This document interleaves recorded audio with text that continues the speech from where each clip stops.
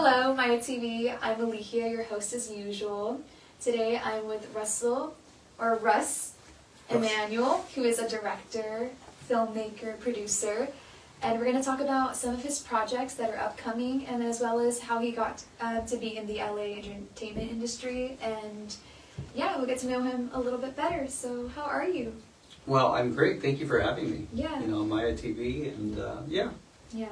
We were talking a little bit. I feel like I'm so excited to hear you on camera. Tell me some of the things you talked about, some of the stories. Yeah. And let's start with where you grew up and what made you want to get into film.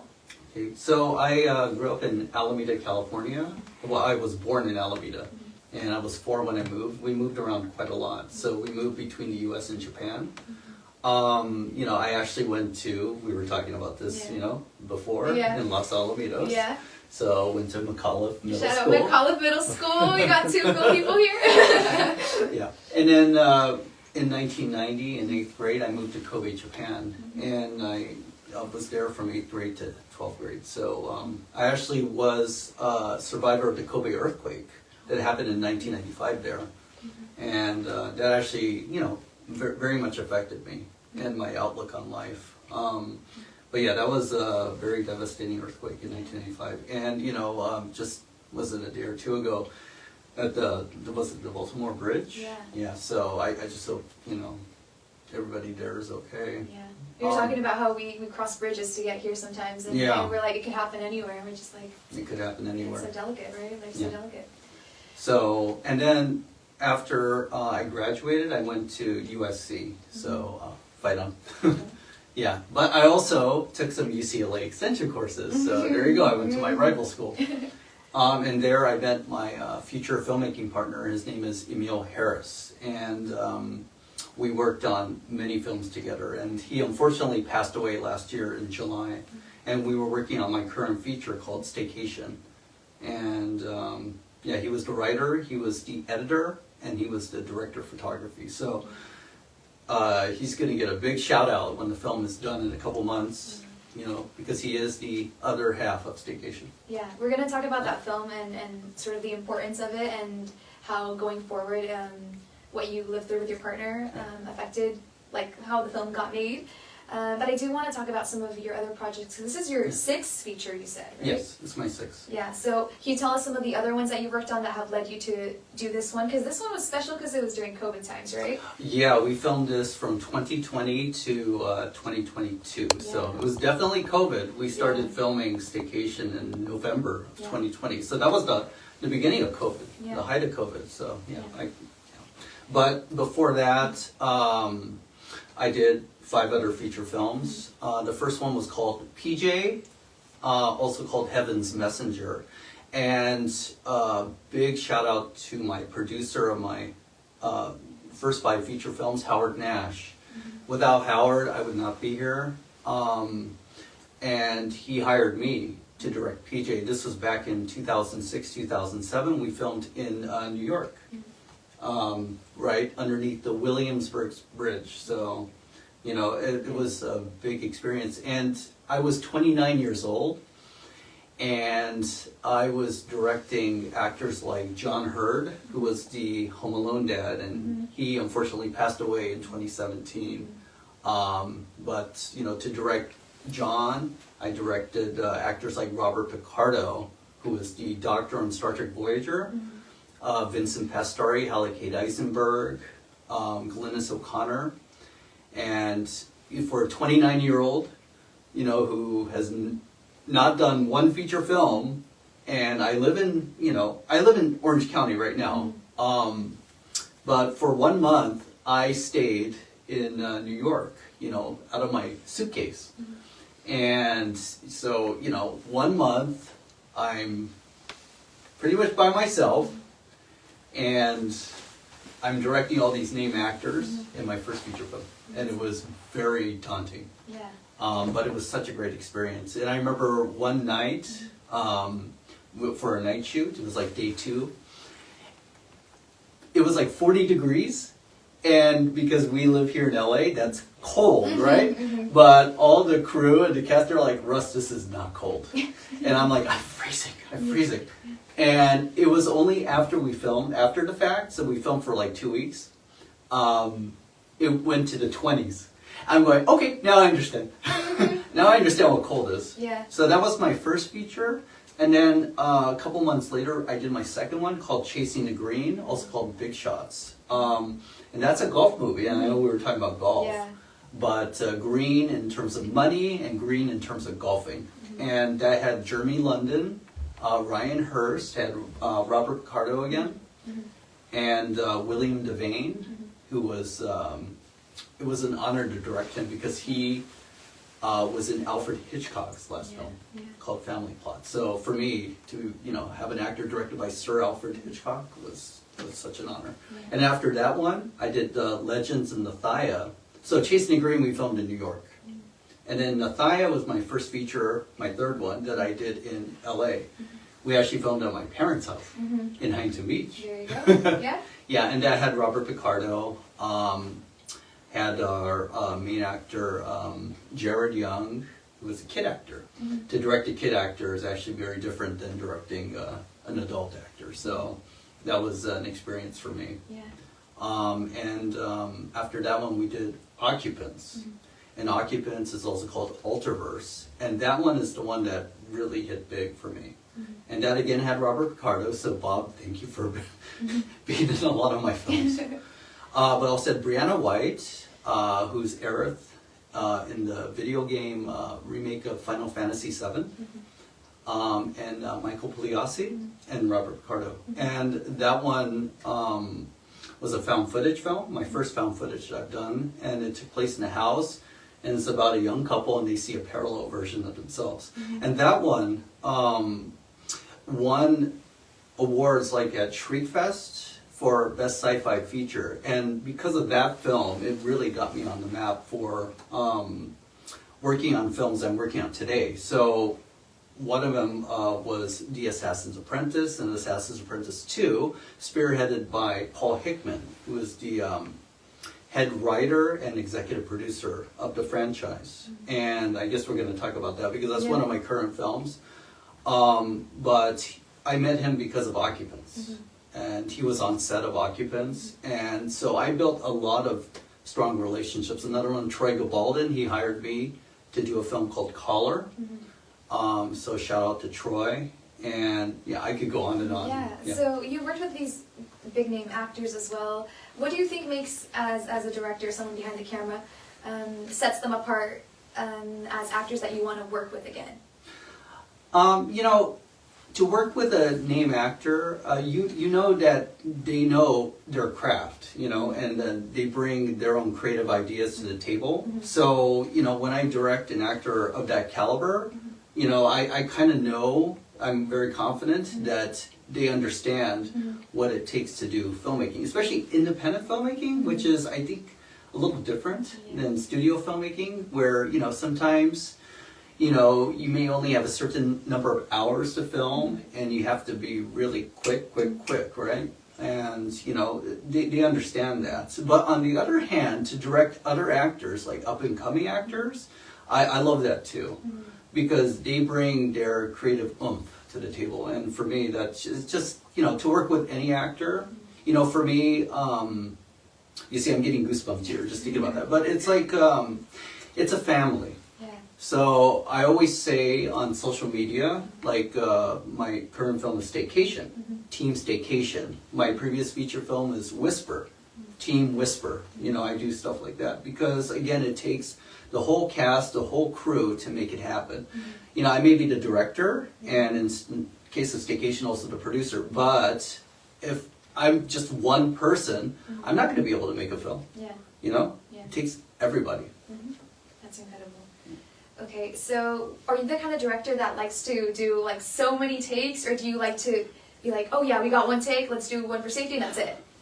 Well, so I will definitely do a safety shot, and I would like to, in my mind, emulate Jonathan Frakes, who was called Two Takes Frakes when he, directed like Star Trek First Contact. But unfortunately, I have not two takes Frakes. Sometimes I would do multiple takes, and especially for an action scene, like in the first Assassin's Apprentice, our lead actress Tara Page, God bless her, had to go over the hood of a car 38 times. I had her go over it 38 times from different angles. Yeah. But yeah, sometimes,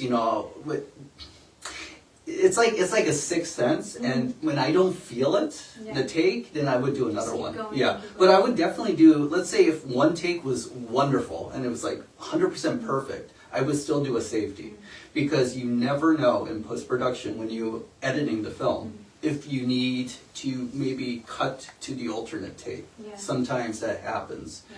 There was one instance in Occupants, right, where we did one take, it was great, we did another one. In the first take, the guy used the F word, and the other one he did not. Yeah. And when we were editing, the producer, Howard, didn't want the F word in there.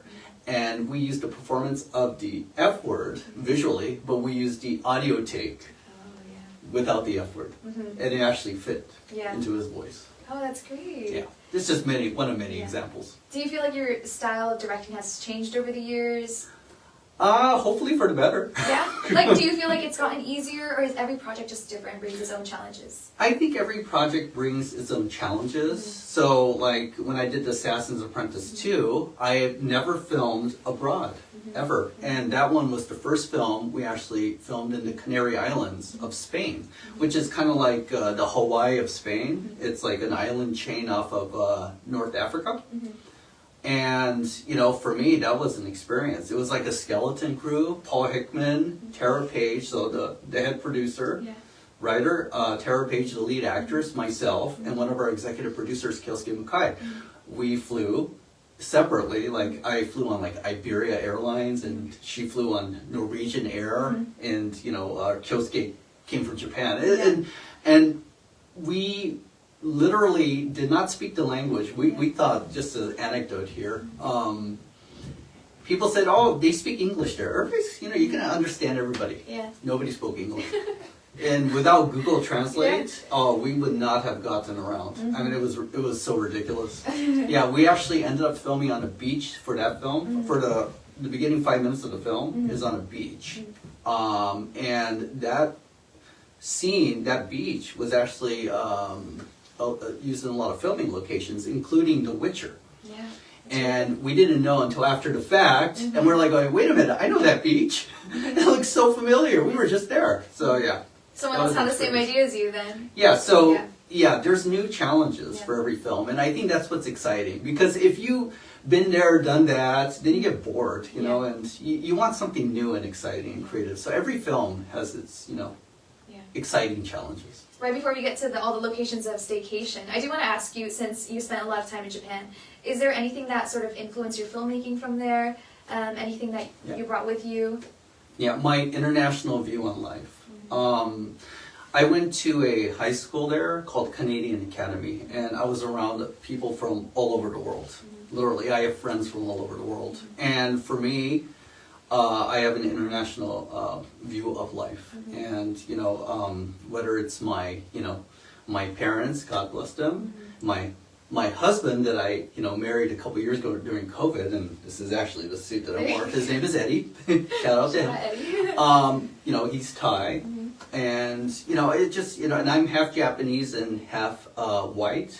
So for me, like I mentioned Star Trek, and one reason I love Star Trek, it has a very optimistic view on life and where everybody gets along, and I love that. So when you watch my films, hopefully you see that, and just to work with so many people. Right now I'm working with our head executive producer, Bill Arakan. So a big shout out to him. And he's just been a blessing, for Staycation, and he actually has a role in Staycation called Rob Peterson. And the Peterson name, just if you want to know my little trademark, I use the Peterson name in every film I've done. Yeah. So if you watch any of my films, just look for Peterson and you will find it. Oh, that's incredible. Okay, let's talk about the big one then. Let's talk about Staycation. Okay. About the poster, right? Yeah. So It's a beautiful poster. this is Staycation. And yeah, we have actors like Eligia Gonzalez. She was from the Wonder Years. She was in an episode of Star Trek. She was actually one of the voices in the Clone Wars. So she actually had a vocal cameo in The Rise of Skywalker. One of the voices of the Jedi past that Rey heard at the end of the film. And this is Sean Kenny. He was the original Captain Pike in Star Trek. He was in, I think, the Menagerie. And yeah, he and his wife, Taki, they're just really wonderful friends, and they're doing their own projects. One called Alien Cross, and I've been trying to help them, and they definitely helped me.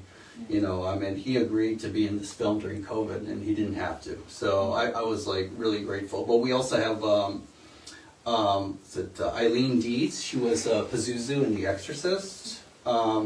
We have Tracy Coco, who was a featured background actor in a lot of the Star Trek TV shows. One called Lieutenant J. We have Kelly Maroney, she was in Fast Times at Ridgemont High. So yeah, and Really Lori. I love that they signed it. Yeah, they signed this. This was actually the reason they signed this is it was actually a perk on crowdfunding. We did crowdfunding for this film. So crowdfunding is I don't know if you know it's an experience to do crowdfunding. But one of the perks was to get this poster with the autographs. But this one here is for Maeya TV. Oh, thank you so much. I'm so excited to put that up. Yeah, but this one is my current feature. It's going to be 94 minutes long. We're in post-production. We filmed during COVID, November 2020 to I think about May 2022. We filmed piecemeal. We had to because of the COVID situation. But it was an experience with COVID compliance and everything. Very much an experience. Everybody wearing a mask. But knock on wood, nobody got COVID during this production. I'm very, very proud of that because I wanted to make sure everybody was safe. Yeah. But this is a zombie film. It's a take on COVID, but instead of COVID, you get the next virus. And it's a social commentary on how you handle yourself during a pandemic. So how many people know what a pandemic is? Wearing gloves and masks like they do in this film? Everyone Maybe does that. everybody? Yeah. Yeah, so that's what this film is about. That's amazing. And then you did talk about how your partner wrote it and then you're Yeah. the works for... So Emil Harris is the other half of this film. I mentioned at the beginning of this interview. He is the writer. He is the editor, and he is the director of photography of this film. And he was actually doing the visual effects until he passed away last year in July. And since then, I had to hire a new visual effects supervisor and artist named Brian Barsuglia, who's amazing. But yeah, this film is going to be dedicated to him. Yeah. In a big, big title card at the beginning of the film. Yeah, does it feel more special knowing that you completed what he wanted out? I hope so. Yeah. I hope so. And I actually finished a viable first draft of Staycation 2, a 93-page script. And a lot of it's extrapolated on his ideas. Yeah. So, hopefully his legacy continues. But yeah, he, like with Occupants, he was the editor, he was the director of photography, and, he made the films what they were. PJ, Chasing the Grain, you name it. His trademark is in a majority of my films, and I miss him dearly. So Yeah. Oh, okay. Yeah. Thank you for sharing that, and thank you so much for the poster. It's really lovely. Can't wait to have it out. Okay. So I do want to ask, to wrap up, if you have any advice for any young filmmakers who maybe want to follow your steps. You've done 6 features now, working on the 7th, right? So anything you can tell them.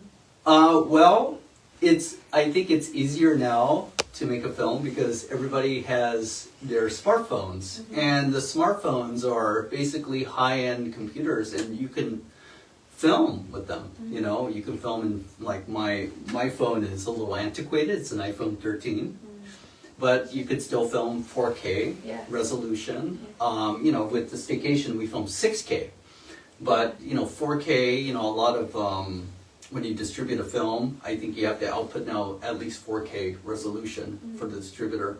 And, you know, you can film in 24 frames per second, 30 frames per second, whether it's TV or, you know, film, you know, it's up to you. And I think, you know, for anybody who's, you know, up and coming, just get out your phone and film. Just film something, you know, and, you know, just take baby steps and learn along the way.